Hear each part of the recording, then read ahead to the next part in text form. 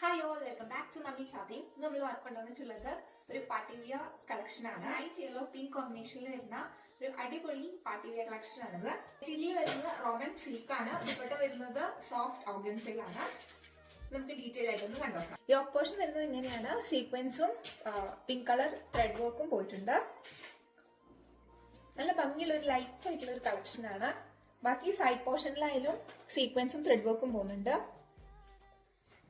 ദുപ്പട്ട വരുന്നത് സോഫ്റ്റ് ഓർഗൻസയിലാണ്.